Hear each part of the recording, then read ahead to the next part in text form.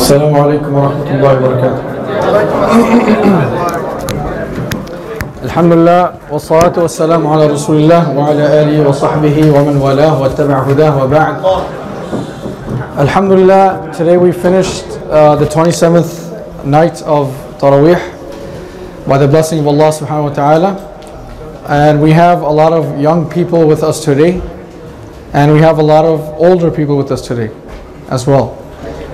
There are more young people downstairs. If they can please come up to listen just for 10 minutes. I will speak only for 10 minutes. I will address them directly, insha-Allah. People who go to public school, Islamic school, going to college, likewise, everyone. So whoever is young downstairs, going to school, please come up kindly just for 10 minutes. It will be worth your time, insha-Allah. The students who go to public school, they are exposed to a lot of the things which are not Islamic in our religion. If you think about it, I know some parents, they send their kids to public school from day one, kindergarten, and they graduate from a public high school, which means they spent 13 years of their life in a non-Muslim institution. Can you imagine the damage that does to a kid, a student? A little child being bombarded with kufr, with disbelief, with atheism. Even now we are being taught, the students are being taught to question the very existence of Allah subhanahu wa ta'ala. Within a few years, your child will no longer believe in Allah subhanahu wa ta'ala, and it will be your fault, because you were too lazy to send them to an Islamic school. I am not saying Islamic school is heaven. I went to an Islamic school, so I know what happens there. I went there for 13 years. I am not saying it's heaven. It's only a first step. Islamic school is only a first step. You see, the obligation of the parents, first and foremost, is to teach their children about La ilaha illallah. It is not to provide them with financial support, no. Their main objective is to raise their children on the path of La ilaha illallah, Muhammadur Rasulullah sallallahu alaihi wasallam. Because on the Day of Judgment, these are the very same children which became doctors and lawyers and engineers because of your money and effort and sending them to a non-Islamic institution. By the way, I'm not saying being a doctor or something. I'm a PhD in electrical engineer myself, right? So I'm not against education. I'm a professor as well. You probably don't know that. But I'm a professor as well in electrical engineering. So obviously I'm not against education. Obviously I'm not. But what I am saying is, most of the parents, they only focus on that and they forget their religion. And these are the same kids who are named Abdullah, Muhammad. But Allah subhanahu wa ta'ala says about them, وَقَالَ الَّذِينَ كَفَرُوا رَبَّنَا أَرِنَا الَّذَيْنِ أَضَلَّانَا مِنَ الْجِنِّ وَالْإِنسِ. Oh Allah, show us those who have led us astray from jinn and mankind.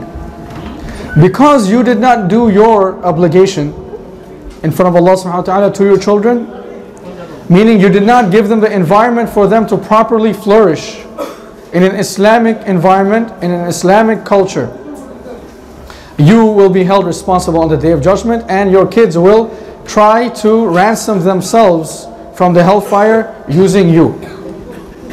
Allah says so in the Quran, يَوْمَ يَرْفِرُ الْمَرْءُ مِنْ أَخِيهِ وَأُمِّهِ وَأَبِيهِ وَصَاحِبَتِهِ وَبَنِيهِ, that a mother or a father will separate from his wife. A son, daughter will separate from his parents. And every man will be for himself. Every man, every woman will be for himself. That means your kids will bring a court case in front of Allah subhanahu wa ta'ala, the Supreme Court judge, telling Allah subhanahu wa ta'ala that my parents never told me about La ilaha illallah. My parents never taught me about Quran. My parents beat me every day and night because I did not do good in my exams, or I did not get into that specialized high school. But they never ever told me to wake up for Fajr. Would you want such a child, that you spent 30-40 years of your blood and sweat saving money, to put him through med school, but then at the end of the day, this is the same son that is your reason to go to hell? Is this a good investment? Can someone answer me? Is this a good investment or no? No. You understand math. Simple math. If I opened a business for $50,000, but every month I am losing $10,000, is this a good business? No. This is what is happening to our children. And you do not see it because you are busy working. You have to work. But because these changes are so slow, day by day, it's very hard to detect these changes. They spend at least 8 hours every day, 5 days a week, in such a system. That means 40 hours a week. There's 4 weeks, approximately 4 weeks in a month. 40 times 4, 160 hours a month. And in a year, it's going to be definitely 110 times more than that, 12 times more than that. Can you imagine what happens to your kids after 13 years of this? Co-mixing, co-gender education, sitting next to each other, boys and girls, listening to music. You know, a lot of the kids in this masjid, I'm going to tell you this, I heard this, and I probably even saw it, but I didn't realize it at the time. And you don't know it, but the kids tell me in this masjid, because I'm very open with the kids. You see, although I wear this and all this, I'm at the end of the day, I'm a normal person like everyone else. And I know how to interface with the kids very well. A lot of the older people can't, but I can, because I grew up here and I was raised here. So they are very open with me, very open. They will tell me the most personal things. Of course, in confidence, something which I do not divulge to other people. But kids have told me that they know other kids in this masjid doing drugs and smoking in the masjid. But the parents don't know. The parents think the kids are angels. And I do not want to mess up the mood. This is the 27th night. I do not want to mess up the mood. But this is a reality. Your own kids are doing drugs in the street, are smoking. You know Juul? What's Juul? See, you guys don't even know. Your kids are doing it. They're high. You know what being high means? Getting high means?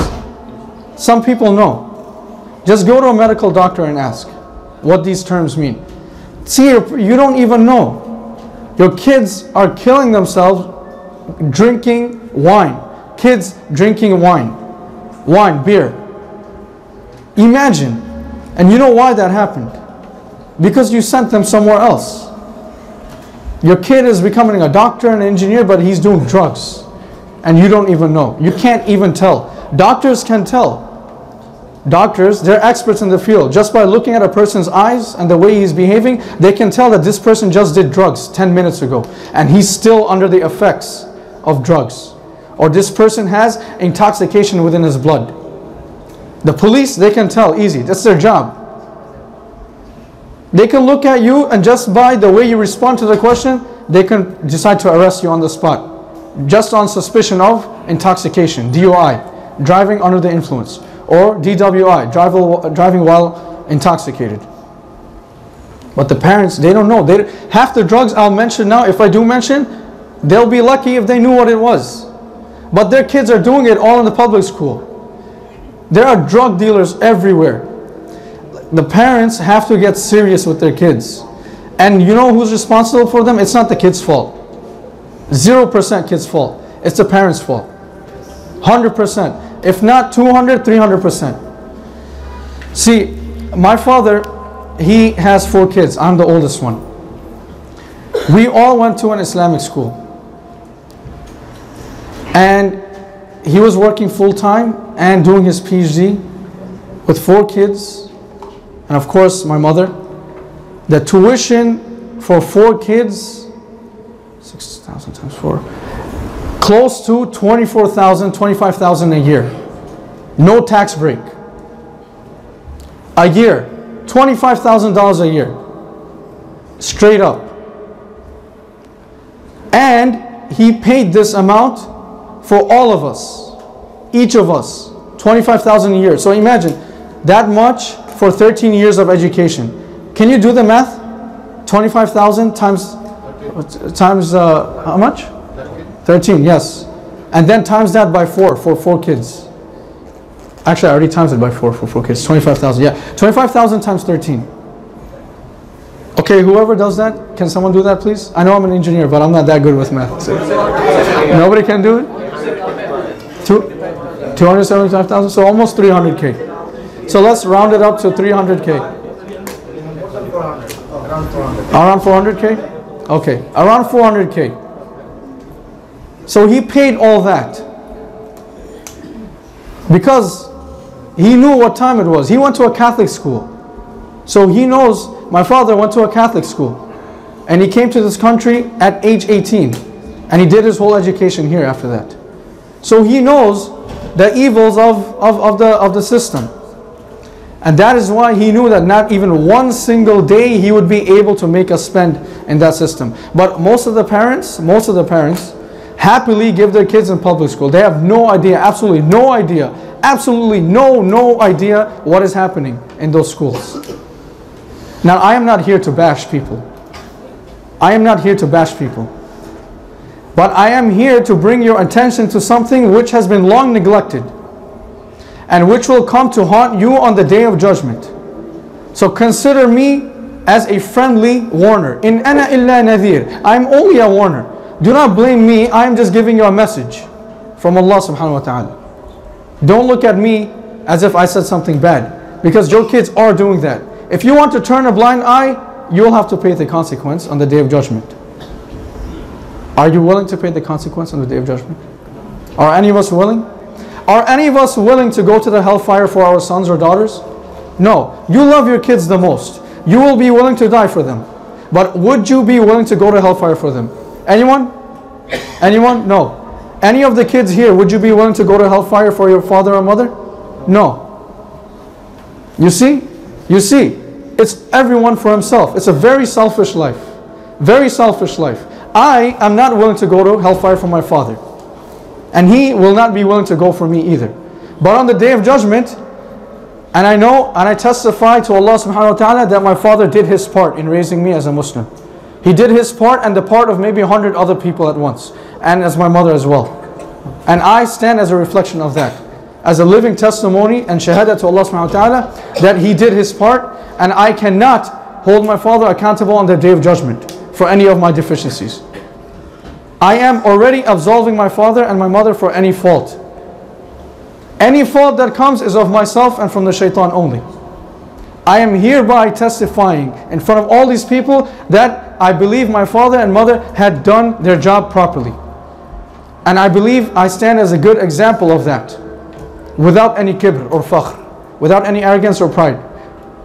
It is a statement of humbleness and gratitude and shukr to Allah subhanahu wa ta'ala. Because my father and mother, they saw from day one what many parents still today they cannot see. And I also went to a college system here. I finished my bachelor's, master's, I'm doing my PhD now. I know what happens there. I know what happens there. Just because I wear this doesn't mean I don't know what's going on. When I take this off, I look like any of the normal kids, and people don't know that it's me. Because they only see me like this. But this is what I only wear in the masjid here. Sheikh Junaid knows how I look outside. Right, Sheikh? You know how I look. People can't recognize me. So I know what time it is. The parents don't. And their kids, subhanAllah, these kids, they are so smart. They're so smart. Just check their phones. Just check their phones. What's on their phone? Did you know that my father did not give me a phone until I reached 12th grade? Can you imagine that? Can you imagine that? Until I reached last year. Because this phone is a portal, is a door to the worst fitna on the face of the earth. Even up to now, I do not use it for fawahish. Even up to now, after all these years. I use it with a very limited nature. And I dropped all these different apps and all these things. You know, people, if you guys are smart, all these digital apps, they get hacked all the time. They have back doors. We know that. WhatsApp, Facebook, every few days they say that, oh, they breached this application, or Israel has this new software called Pegasus, and it's saying it has their back door, and they know everything about people. Why? Because these apps. It's probably smarter for you to drop these things. Drop these things. If you know what's good for you, you would drop these things. You don't need to be connected 24/7 to the outside world. What are you doing anyway? You're a student, go study. You're a Muslim, go worship Allah. What's the point of being connected all the time? Matter of fact, when I was stopped by law enforcement, the first thing they asked is, what's your Facebook? Alhamdulillah, I don't have Facebook. I find that as an utter waste of time. Of course, the ulama, those who use it for the proper reason, they do a lot of good and da'wah. They have a lot of impact. They can reach many people. But most of the people do not do it for da'wah. Most people do it for garbage. First thing law enforcement asks me, do you have Facebook? What's your WhatsApp? And what's your email? Of course, I don't have Facebook. I dropped WhatsApp after hearing that these things got hacked. Email, I need email because I'm a professor. How else am I going to... You can't be completely disconnected. For work, you need certain things. But other than that, you see where people come from, right? Your phone is a portal to your life. They don't need to see you. They just need to get the data on your phone and they can figure out everything about you. These phones track every day. Brothers, please move up. Jazakumullah khair. Please move up, please.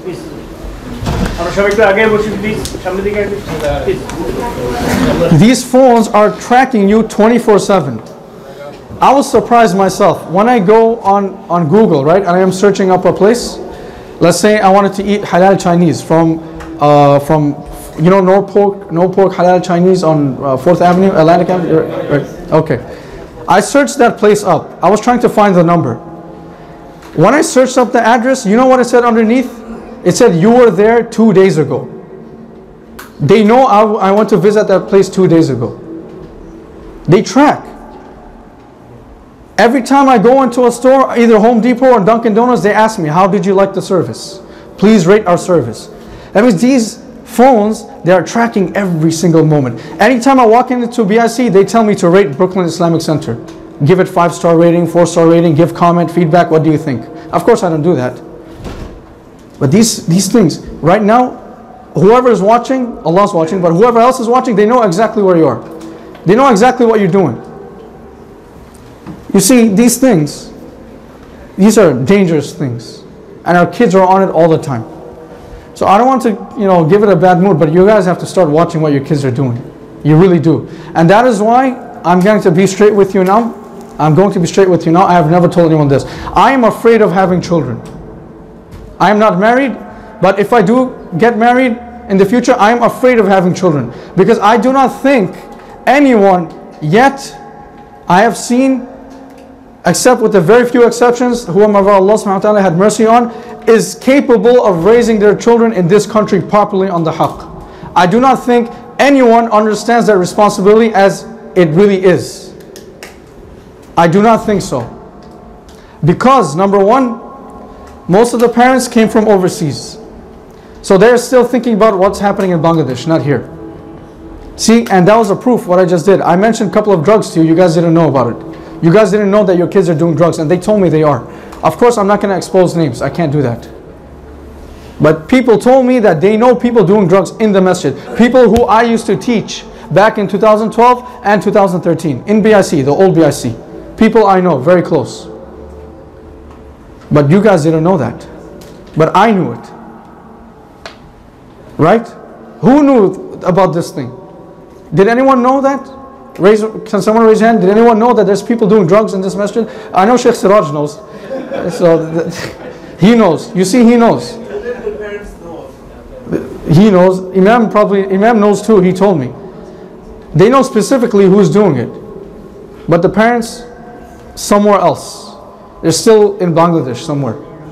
They're still living in Bangladesh somewhere. How? You live in America. You're a US citizen. You're an American now. You have to disconnect whatever things you're thinking about from back home because it doesn't apply here. Right? Am I making any sense? I'm not saying something that's weird, right? It makes logical sense, right? It's logical. You move to a new country, you have to know what's happening in that country. You cannot still be sleeping and dreaming about back home. Especially because you're sending your kids to be taught by the people here. And these people they're legalizing gay rights, homosexuality, and your kids are accepting it as if this is the norm. Pretty soon, the people who are on the real haqq, they will be looked at as if they are on batil, that they are on the falsehood. Time will come where the people who are on the truth, the religion, they will be made to look like they are the weird ones.